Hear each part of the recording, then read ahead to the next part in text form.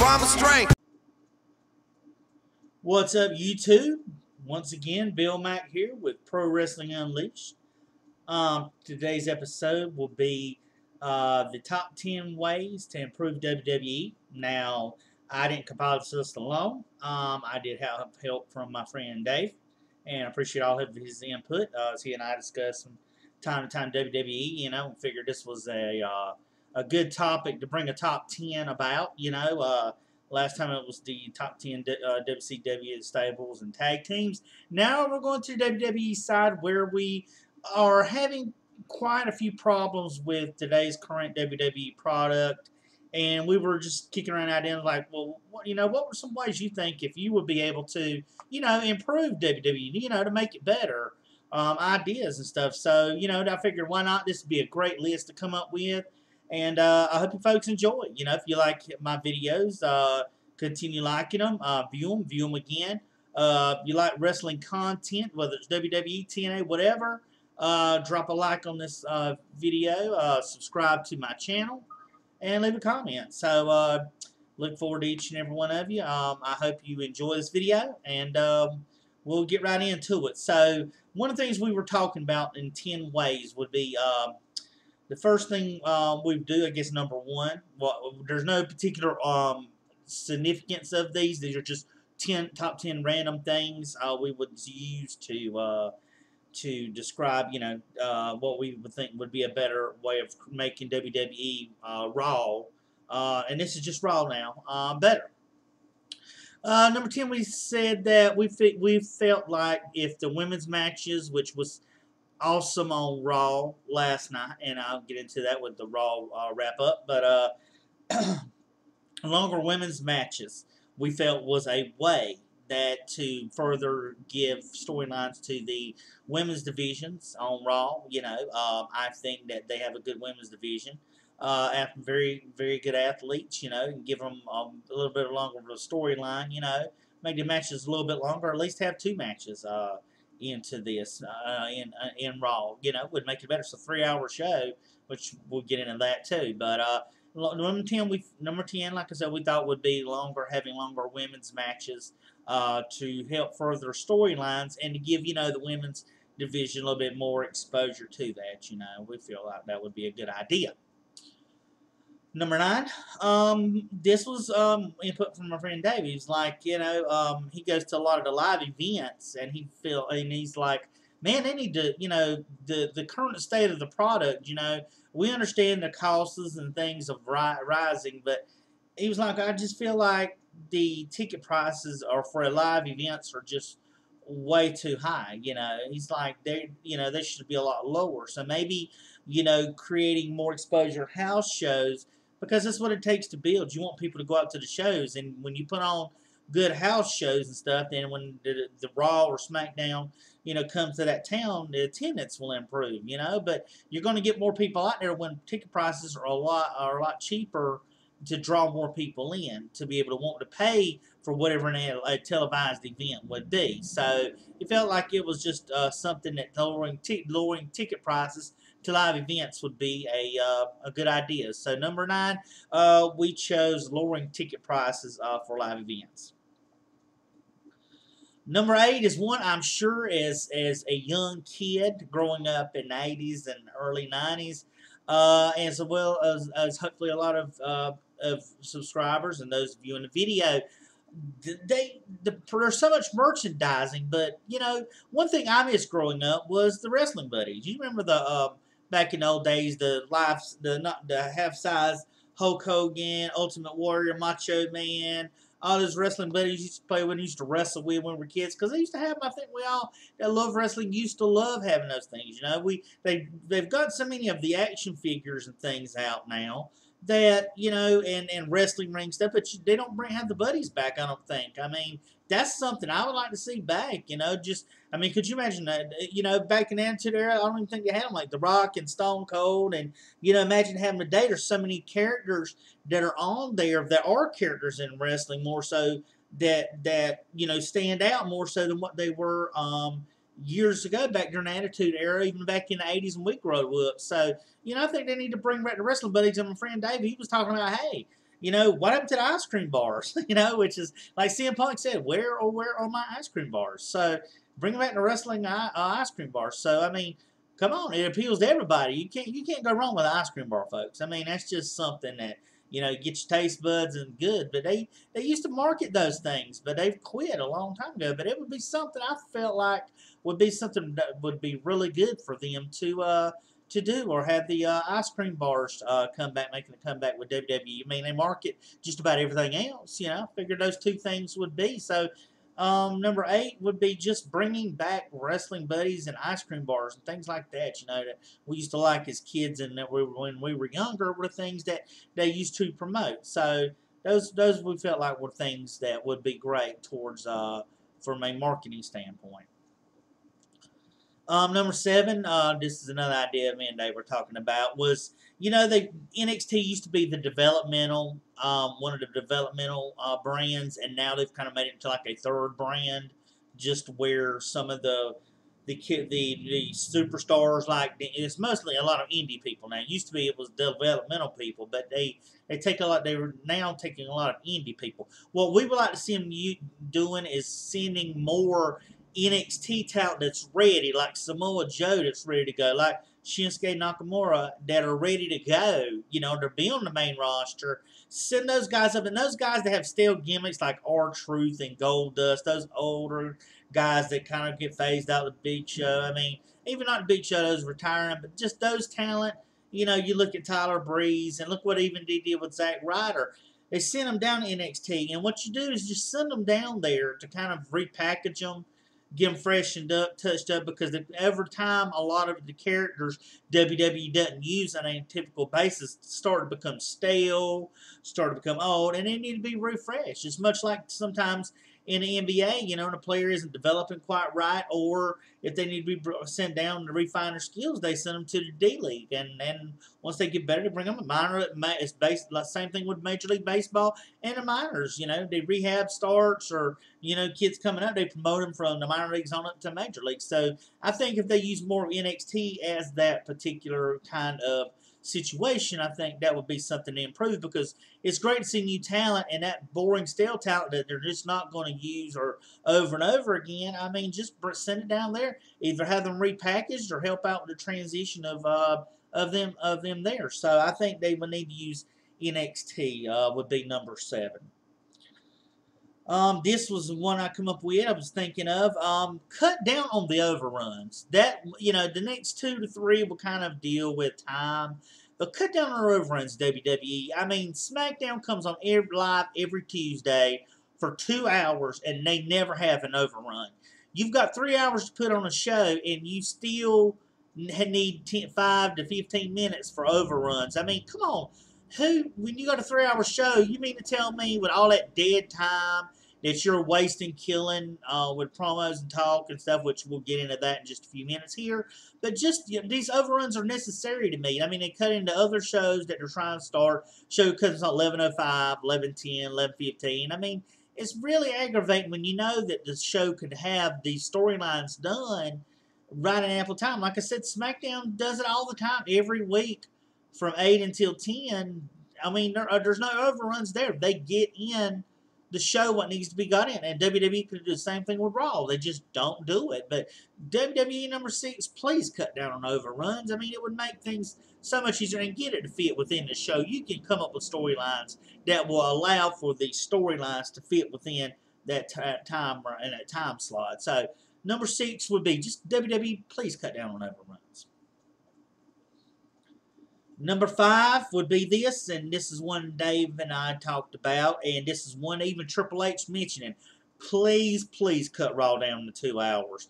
When Bullet B and I used to do Team B Wrestling, and I did the ratings, when I was researching the ratings for that episode, one thing I noticed is the third hour was always the lowest hour, and you would think that's the hour that most people would be watching, because the climax, the ultimate end of the show, that's where everybody wanted to see the main event. But as we've noticed, and I noticed over time, is the first hour, the second hour alternate between the highest viewers that he had, because most by 11 o'clock, they're going to bed. I mean, do like the old primetime wrestling with WWE back when you used to come on Monday nights.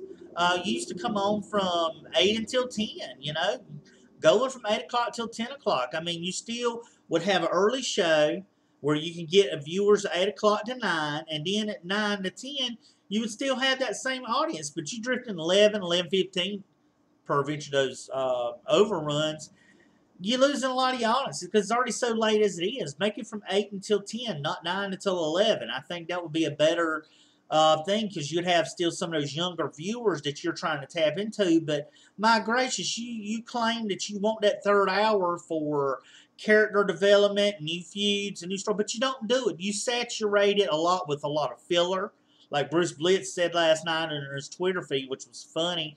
Is it's just Monday night filler. That's what they do. They take that extra hour and they'll cut and they'll talk. And and instead of putting action there, they talk. So if you're going to use that extra hour for nothing as filler, go ahead and make the show 2 hours. It would be more presentable. SmackDown gets away, and I don't hear people complain about SmackDown not having enough action on it.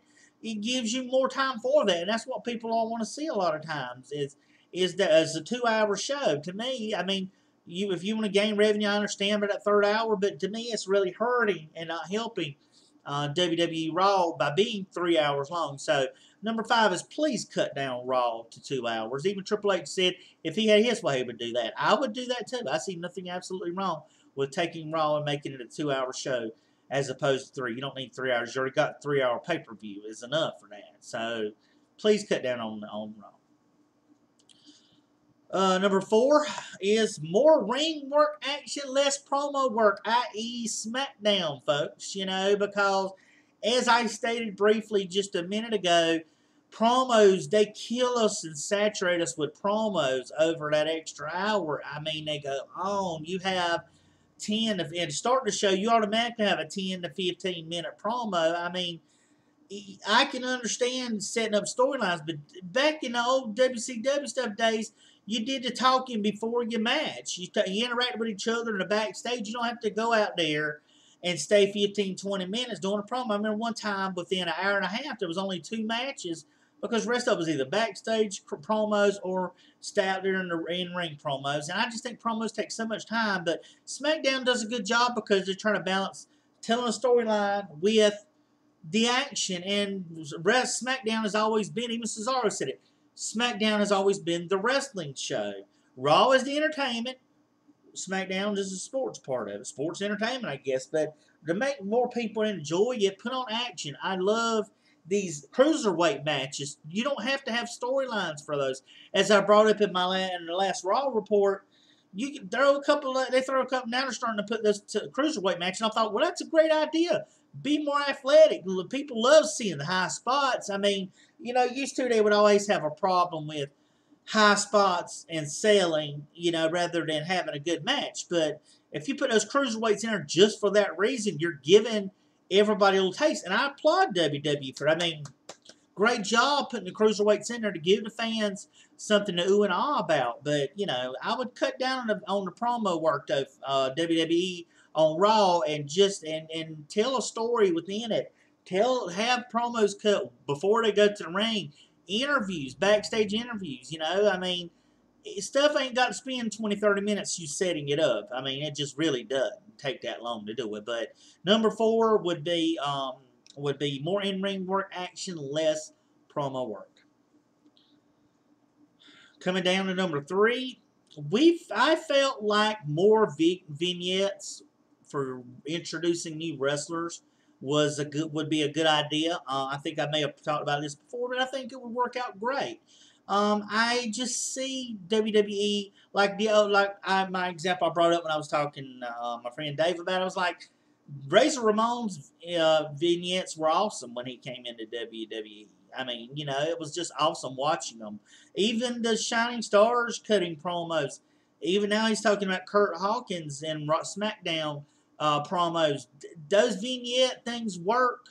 They do introduce because WWE, I know you're just assuming everybody has the network. Everybody knows from NXT, but not everybody does that. Even when the old days back when Taz first made his appearance, when Y2J made his appearance, you seen all these things happening. I mean, you cut vignettes of them happening, and wrestlers coming in each week, and it prepared you, and you gave more anticipation than just somebody. Well, I saw them in NXT, so I'll see them now. It's really not much of a surprise. But not everybody has in NXT. Not everybody watches NXT. I don't. I've got it. I still don't watch it. So, but most of the people they send up anywhere, people I've seen somewhere else. But if it's a new wrestler, why not cut a promo in vignette and put some vignettes on them coming soon?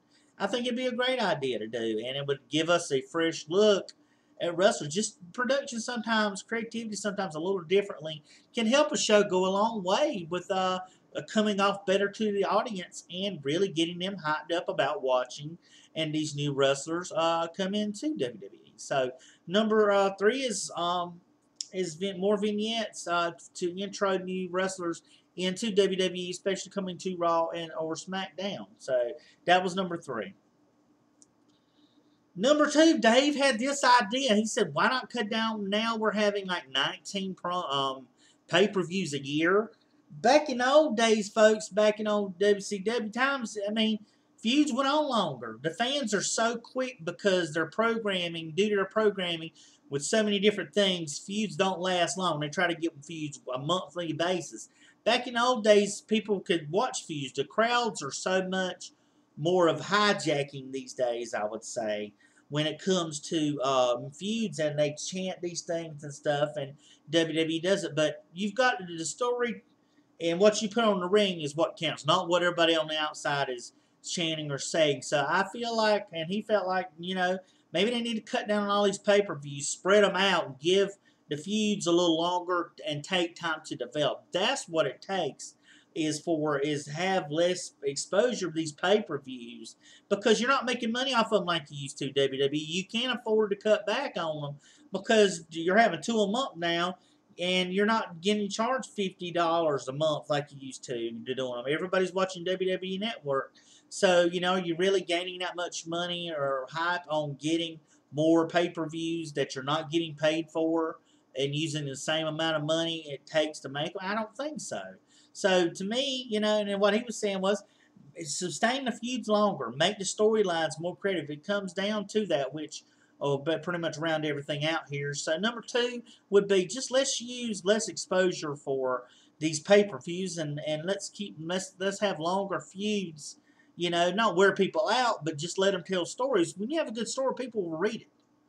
You can say that same story people read over and over again. Titanic was a long movie, but it was a good movie, and people watched it over and over and over again. Trust me, I know. And you can't, they watch it over and over again. 3-hour movie, they'll still watch it over and over again. So trust me, if you put it on to people who like it, they will watch it again. So number 2 would be less exposure with pay-per-views, make the feuds longer, and storylines more extensive and more detailed, and give them more time than just rushing them. And we don't need to rush everything, WWE. Which takes us to the number 1 thing we chose. Number 1 we chose would be Vince. You're older. You're getting out of touch with things. You're not listening to the fans, the internet wrestling community. I feel, Dave feels, and I'm sure Bullet B feels that it's time for Vince to hand the reins over to Triple H and let Triple H run the TV production and creative control. Okay, Vince, you don't have to leave WWE. You don't have to retire. Go to the boardroom. Go handle financial matters. You're good at that. But leave the creative stuff to Triple H. I have thoroughly enjoyed Triple H basically having more of a say-so, because moreover with these creative decisions, such as having guys like Kevin Owens, having guys like AJ Styles, these guys that, maybe not been the muscle-bound guys they used to back in the 90s and Attitude Era, but they are doing well, I mean, having the Shield, you don't have these muscle-up guys, but, and Triple H is pushing NXT, and I think he's doing a great job on NXT. You can tell it's such a difference between NXT and WWE, even though it's under the same umbrella, and it's all because Triple H runs NXT, and Vince has the final say-so in Raw. Creative all comes down to Vince, and if Vince thinks something's right, and I'll give you an example before I go. Look at Roman Reigns. It's fans want to return heel. It'd be a better heel, but Vince want to be stubborn, push him as a babyface. So Vince is staying with him, and Roman's just not getting over. So that's just basically what we feel like is just Vince. It's time to tap out, time to hand over control to Triple H and let Triple H handle the creative side, and Stephanie the creative side, and handle the TV production and things like that. It's about time for you to do it, Vince. You're 70. It's okay. Go ahead and fade off to the sunset. Go to the board, handle the board situation, handle the finances. That's great. That's where you need to be at. But hand it over to Triple H, and we think that Raw would be much better with that situation. So I hope you've enjoyed the video, folks. Like I said, I was trying to be long. I didn't realize it was going to be as long as it did. But these are the top 10 things in WWE we feel like would improve WWE Raw or WWE altogether. I hope you've enjoyed them. Like I said, for more wrestling content, this is your place to go. I am Bill Mack here for Pro Wrestling Illustrated, or Pro Wrestling Unleashed, excuse me. I know I was going to say that. Until next time, everyone, take care and talk soon.